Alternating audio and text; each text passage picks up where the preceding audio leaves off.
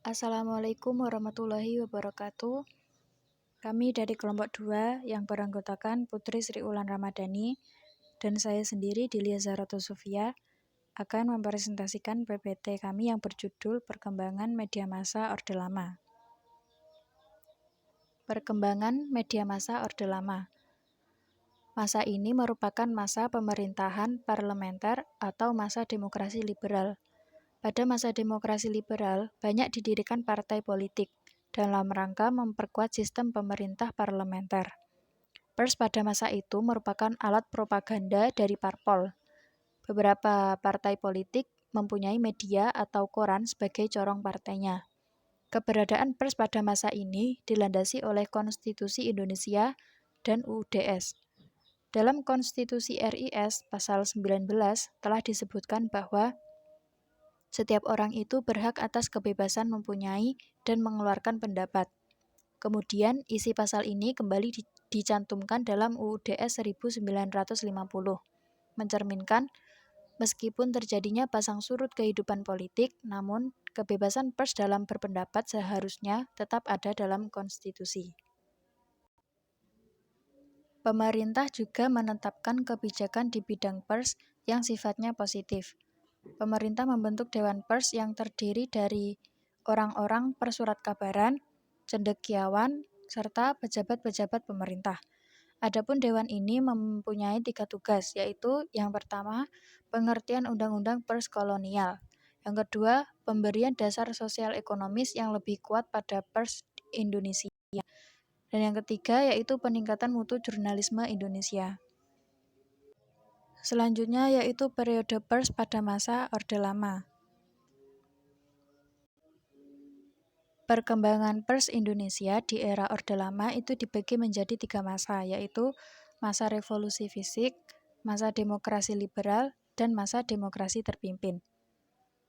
Yang pertama yaitu masa revolusi fisik, masa di mana bangsa Indonesia itu berjuang mempertahankan kemerdekaannya. Masa ini berlangsung dari tahun 1945 sampai 1949. Pada masa ini, pers dibagi menjadi 2 golongan, yaitu pers yang diterbitkan oleh tentara sekutu dan Belanda, atau disebut juga dengan pers Nica, serta pers yang diterbitkan oleh rakyat Indonesia yang disebut dengan pers Republik. Kedua pers tersebut memiliki agenda yang berbeda. Pers Nica itu berisikan propaganda yang ditujukan untuk mempengaruhi rakyat Indonesia agar menerima kembali Belanda untuk berkuasa di Indonesia. Sementara untuk pers Republik itu berisikan kobaran semangat untuk tetap mempertahankan kemerdekaan dan menentang upaya Belanda yang ingin menanamkan kekuasaannya kembali di Indonesia. Yang kedua yaitu periode demokrasi liberal. Setelah pengakuan kedaulatan oleh dunia internasional, sistem pemerintahan Indonesia berubah menjadi sistem parlementer yang berpaham liberal atau dikenal dengan demokrasi liberal. Masa ini berlangsung dari tahun 1950 sampai 1959.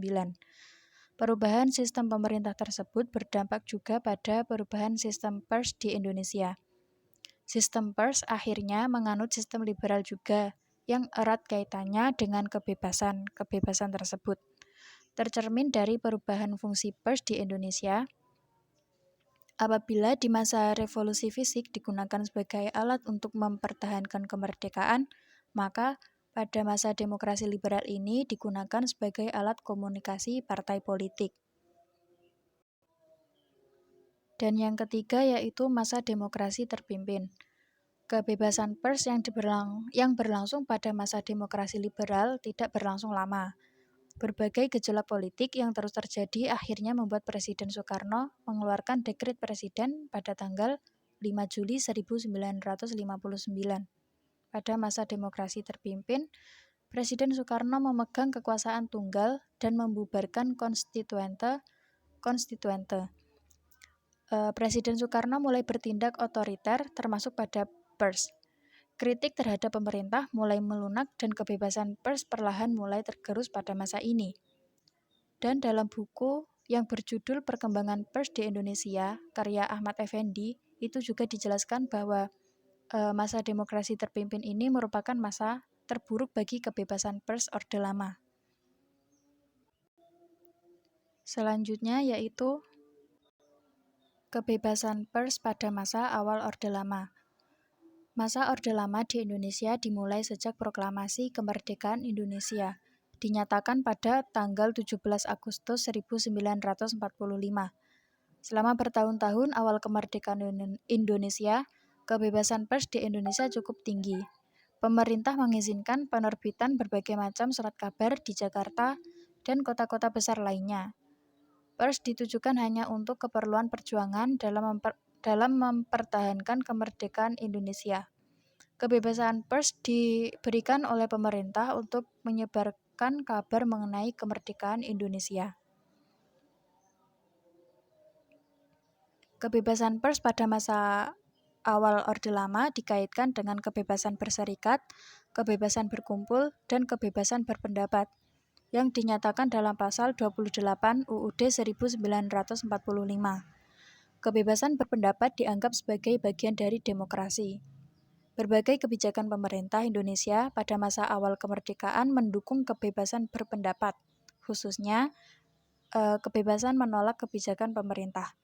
Bentuk kebebasan pers pada masa ini ditandai dengan adanya penolakan terhadap hasil perundingan Linggarjati dan perjanjian Renville secara terbuka.